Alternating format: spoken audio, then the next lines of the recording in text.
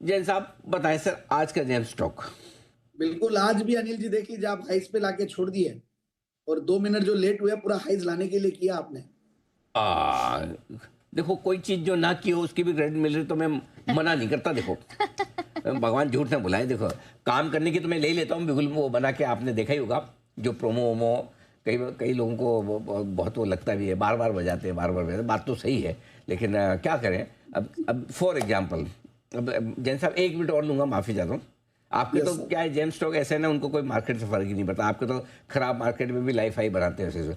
एक स्टॉक की थैंक जिक्र यू। करेंगे आज, और वो है स्टेरलाइट टेक्नोलॉजी। Oh yes. ठीक है। अब कितनी बार बार बार हमने स्टेरलाइट टेक्नोलॉजी की बात की है। ठीक है, ठीक है। आज भले नीचे 5%, चलो कोई बात नहीं, लेकिन पॉइंट ये है कि हम हमारे रिकमेंडेशन लिस्ट के बाद 1.5-2 महीने में दुगना हुआ है। Yes. जरा एक बार लेके आइए। और अगर बार बार आपको नहीं कहा जाता तो आप बेच के निकल जाते हैं, बराबर है। आप लेके आइए कि किस प्राइस पे हमारी रिकमेंडेशन थी और कितने। देखो, लीजिए 125% रिटर्न अभी भी है। जी। रिकमेंडेशन हुई थी 263 पे। ठीक है, ये हाल है। 600 के ऊपर का भाव है आज। अब तो खैर 2 महीने भी नहीं हुए। 2 महीने भी नहीं, 2 महीने में। और मैं क्यों आज इसकी बात कर रहा हूँ, क्योंकि शुक्रवार के सेशन में देखिए कौन खरीद के गया है। ब्लॉक डील में मोतीलाल ओसवाल म्यूचुअल फंड की अब एंट्री हुई है आपकी जी। स्टेरलाइट टेक में, जिसका जिक्र हम 24 अप्रैल को कर चुके हैं। उन्होंने कितने खरीदे? 36,50,000 शेयर खरीदे 619 रुपए के दाम पर। तो मोतीलाल ओसवाल म्यूचुअल फंड जैसा दिग्गज म्यूचुअल फंड अब यहाँ पर खरीदारी कर रहा है, तो उससे आपको आउट। और यही अगर बार बार नहीं कहते तो लोगों को छूट जाते हैं भी। करेक्ट। तो अगर मैं इतनी बार नहीं बोलता तो मुझे एक आदमी बता दो जो इतना बीएससी को होल्ड करके रख पाता या वेदांता को होल्ड करके रख पाता। तो जहाँ पे कॉन्फिडेंस है वहाँ बताना इसलिए भी ज़रूरी है ताकि आप होल्ड करें। नॉट दैट कि हम अच्छा खराब तो हमको भी पता, आपको भी पता कितनी अच्छी कितनी खराब। रिपोर्ट कार्ड भी रखी थी आपके सामने कि 33% तो कॉल्स अभी भी भाव के नीचे चल रहे हैं, 1/3 तो नीचे चल ही रहे हैं। लेकिन ठीक है, इवेंचुअली सब में पैसा बनता है, किसी में नहीं भी बनता।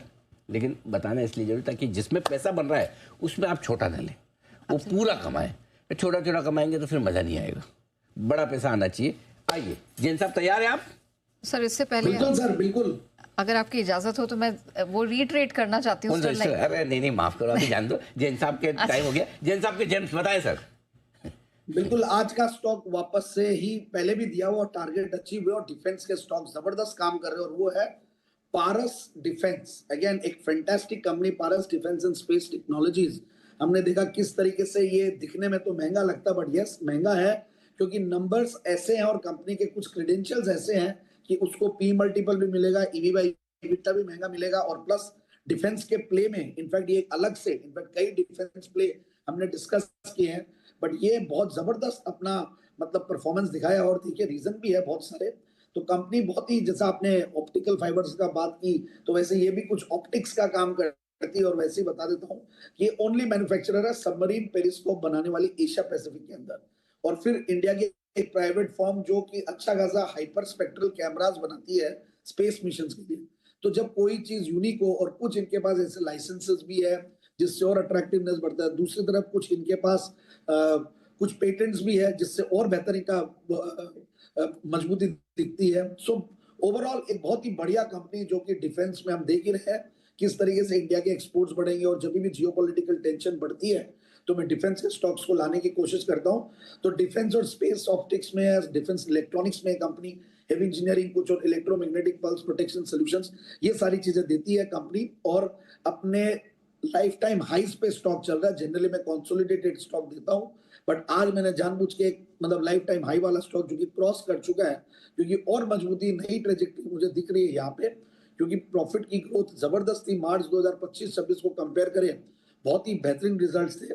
ऑपरेटिंग प्रॉफिट्स बहुत बढ़िया थे। ऑपरेटिंग प्रॉफिट मार्जिन 25% के, प्रॉफिट की कैगर पिछले 3 साल में 33-34%, सेल्स की CAGR 29-30%, highest ever top line पे बैठी हुई है, हाईएस्ट एवर बॉटम लाइन पे बैठी हुई है कंपनी।